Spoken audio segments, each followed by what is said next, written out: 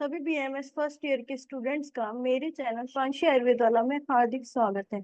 देखो बच्चों, हमारे संस्कृत के सिलेबस में सेकंड टर्म के अंदर है विग्रह। विग्रह क्या होता है? अभी हमने पढ़ा समास। समास मतलब क्या होता है? दो दो पदों का दो या दो से ज्यादा पदों का एक हो जाना समास। और अब हम पढ़ेंगे विग्रह। इसको हम एक एग्जाम्पल से समझते हैं। आपने बचपन में देखा होगा अपने घर में अपनी मम्मी को, ताई जी को, चाची को, या अपने घर की बड़ी लेडीज को, घर के बड़ों को, या फिर घर में भी नहीं देखा होगा तो टीवी सीरियल में देखा ही होगा। हम गेहूं बिखराते हैं, है ना? सुबह के टाइम, दोपहर के टाइम जब धूप निकलती है तो हम छत पे जाके गेहूं बिखरा देते हैं। और शाम को उन गेहूं को इकट्ठा कर लेते हैं। उन गेहूं का बिखराना क्या हुआ? विग्रह। और शाम को जो उन गेहूं को हम समेट रहे हैं वो क्या है? समास। समझ गए? बिखराना यानी तोड़ना, सब विग्रह। उसको समेट के एक जगह सम्यक रूप तरीके से रखना, समास। ठीक है। अब विग्रह किसे कहते हैं? वृत्ति अर्थावबोधकम वाक्यम विग्रह। समास वृत्ति के अर्थ का बोध करने के लिए जो वाक्य होता है उसे विग्रह कहते हैं। यानी जिस सेंटेंस से हमें उस समास के अर्थ का पता चल रहा है वो वो विग्रह है, सॉरी विग्रह है। ठीक है। जिस सेंटेंस से हमें उस समास के अर्थ का पता चल रहा है उस सेंटेंस को बोलते हैं विग्रह। समास वृत्ति के अर्थ का बोध कराने के लिए जो वाक्य होता है उसे विग्रह कहते हैं। वृत्ति अर्थावबोधकम, बोधकम मतलब बोध कराना। ठीक है। अर्थ, यहाँ क्या है? वृत्ति। कैसे लिखा हुआ है ये श्लोक? वृत्ति अर्थाव बोधकम, यानी वृत्ति के अर्थ का बोध कराने वाला जो वाक्य है उसे विग्रह कहते हैं। ठीक है, इसको एग्जाम्पल से समझते हैं। जैसे पीताम्बर, इस सामासिक पद का अर्थ बताने के लिए पीतम अम्रम यस्य च। अगर हम लिख रहे हैं पीताम्बर, ये क्या है? समास। इसका अर्थ हमने पढ़ा था, पीले वस्त्र, जिसके पीले वस्त्रों अर्थात श्री कृष्ण। ठीक है। इसको हम संस्कृत में क्या लिखेंगे? जिसके पीले वस्त्र। पीतम, पीतम मतलब पीले। अंबरम यानी वस्त्र, पीले वस्त्र। यस्य स, जिसके पीले वस्त्र हो वह पीताम्बर। ठीक है, या पीले वस्त्र हो जिसके वह पीताम्बर।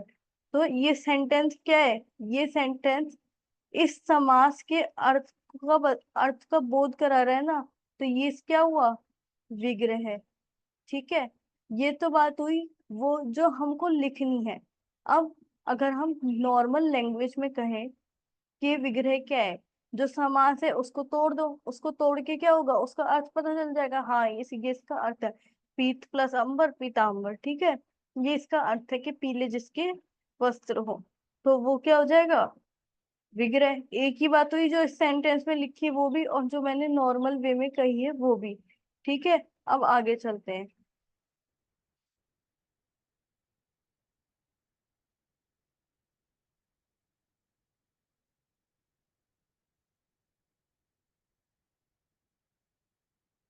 अब विग्रह जो है, समास विग्रह, वो कितने प्रकार का होता है? यानी समास विग्रह कितने प्रकार का होता है? दो प्रकार का, एक लौकिक विग्रह और एक अलौकिक विग्रह। मैंने इसमें एकदम शॉर्ट में लिखा है, लेकिन आप यूनिवर्सिटी एग्जाम में लिखोगे तो पूरा लिखना विग्रह, ऐसे डॉट करके मत छोड़ना, नहीं तो नंबर कट जाएंगे। अब देखते हैं लौकिक विग्रह क्या होता है। लोक के समझने लायक जो होता है वो लौकिक विग्रह। जैसे एग्जाम्पल से समझते हैं, दशरथ पुत्र। हमने कह दिया दशरथ पुत्र, यानी दशरथ से पुत्र। ठीक है। द, दशरथ पुत्र किसका लौकिक विग्रह? ये समास है, दशरथ से पुत्र। इसका विग्रह है इसका विग्रह है दशरथ पुत्र। ठीक है। अब ये इसको हमने लौकिक विग्रह क्यों कहा? जो लोक, क्योंकि लोक के समझने लायक है। यानी अगर हम एग्जाम्पल से समझे, संस्कृत व्याकरण किसने लिखी है? पाणिनि ने। पाणिनि के टाइम पे सब विद्वान थे, उस टाइम चलती ही संस्कृत थी, लगभग सबको संस्कृत आती थी। लेकिन आज के टाइम आती किसी को संस्कृत? बहुत कम लोग हैं जिन्हें संस्कृत आती है। तो जो अनपढ़ भी समझ सके, यानी जो आम जनता जिस लैंग्वेज में बात समझती है, वो होते हैं लौकिक।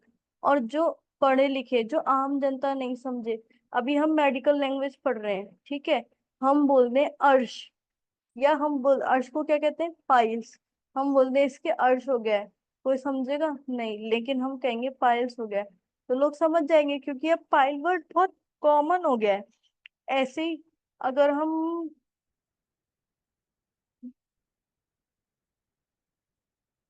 अगर कोल्ड, जो कॉमन कोल्ड है, कॉमन कोल्ड को आयुर्वेद में बोलते हैं पीनस रोग।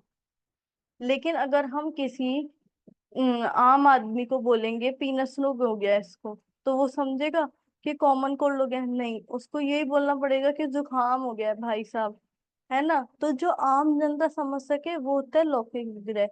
और जो आम जनता, जो नॉर्मली आम जनता नहीं समझे, वो अलौकिक विग्रह। इसको हम एग्जाम्पल से समझते हैं। जब मैं अलौकिक विग्रह का बताऊंगी आपको एग्जाम्पल, तब आपको समझ में आएगा।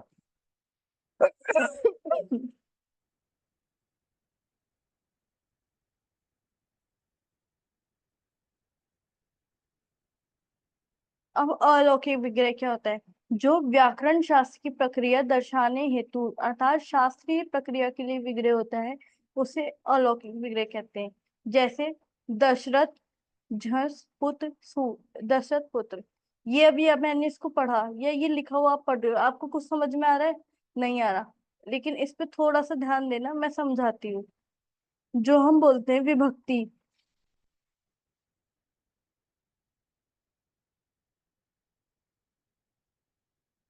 जैसे हम लिखते हैं राम, या हम इन सबसे पहले हम बेसिक से स्टार्ट करते हैं। हम कोई भी शब्द लिखते हैं तो क्या होता है? वर्ड, उसके पहले प्रीफिक्स, उसके बाद में सफिक्स। तो राम है, राम के पीछे लगेगा प्रत्यय, ठीक है। अगर हमको लिखना है राम, तो ये व्याकरण शास्त्र में ये शब्द कैसे बना? राम प्लस सुप्रत्यय, इससे बना राम शब्द। मुझे पता है ये सब आपको अभी पता नहीं है, लेकिन आप ये आगे पढ़ोगे, जब आप प्रत्यय प्रकरण पढ़ोगे, तो अभी सिर्फ समझो इस चीज को, ज्यादा जोर मत दो। अब जैसे हम एक सेकंड एग्जांपल लेते हैं, रामो, हम लिखते हैं रामः रामो रामा, लिखते हैं। ये रामो शब्द कैसे बना? राम प्लस अव प्रत्यय, इससे बना रामो। हम बोल रहे हैं रामो, यानी राम औ, राम औ, रामो, बोल रहे हैं ना, तो पीछे औ आ रहा है ना, यानी रामो शब्द किससे बना है? राम प्लस अव प्रत्यय से। ऐसे ही सारे शब्द बनते हैं। जो ये जो विसर्ग है ना राम के अंदर, वो क्या है? वो है सुप्रत्यय। क्या है? सुप्रत्यय। ऐसे ही यहाँ पे ये क्या है? शास्त्रीय प्रक्रिया को दर्शा रहे हैं ना हम यहाँ पे, यानी व्याकरण शास्त्र की प्रक्रिया। प्रक्रिया क्या होती है? प्रक्रिया मतलब तो पता है ना क्या होती है प्रक्रिया। ऐसे ही यहाँ, तो यहाँ हम क्या दर्शा रहे हैं? व्याकरण शास्त्र की प्रक्रिया दर्शा रहे हैं। इसलिए ये क्या हुआ? अलौकिक प्रत्यय, क्योंकि व्याकरण शास्त्र की जो प्रक्रिया है, व्याकरण की जो भी प्रक्रिया है कि कैसे शब्द बना, कैसे कौन सा शब्द बन रहा है, कैसे उस शब्द से सेंटेंस बन रहे हैं, वो हर किसी को पता है? नहीं पता, सिर्फ उन्हें पता है जिनको अच्छे से संस्कृत आती है। तो नॉर्मल समाज जो है वो इस चीज को नहीं समझ सकता। अब मैं तुम्हें कह दूं दशरथ पुत्र, तुम समझ जाओगे कि दशरथ के बेटे बोल रहे हैं, बेटे के लिए बोल रहे हैं। मैं बोल दूं दशरथ से पुत्र, तो नॉर्मल आदमी भी समझ जाएगा कि ये बोल रहे हैं दशरथ के बेटे। लेकिन अब मैं बोलूं, अरे यहाँ पे फिर गलत हो गया है, देशरथ। अब मैं तुम्हें बोलूं दशरथ जस पुत्र सु, भाई मैं आई तुम्हारे पास और मैंने तुम आके बोल दिया दशरथ जस पुत्र सु, तुम बोलोगे अरे ये क्या बोल रही हो आप, ये क्या बोल गई आप एकदम से? समझ में आएगा कुछ? कुछ भी समझ नहीं आएगा। लेकिन दशरथ से पुत्र से समझ में आ जाएगा। तो दशरथ पुत्र, दशरथ से पुत्र समास का लौकिक विग्रह हो गया दशरथ पुत्र।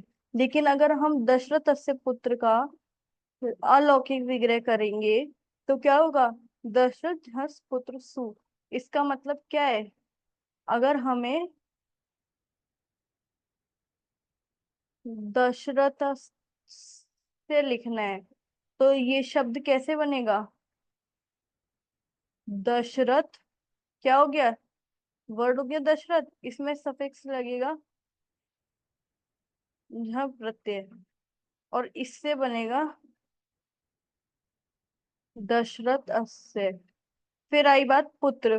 पुत्र वैसे ही बनेगा जैसे रामः बन रहा था, क्योंकि दशरथ पुत्र है ना यहाँ पे। तो विसर्ग का प्रत्यय कौन सा होता है? सु। तो ये क्या बनेगा? दशरथ झस, इससे बना दशरथ से। पुत्र सु से क्या बनेगा? पुत्र, यानी दशरथ से पुत्र, यानी दशरथ के पुत्र। यहाँ हमारा खत्म होता है विग्रह। ठीक है, अब आगे चलेंगे हम।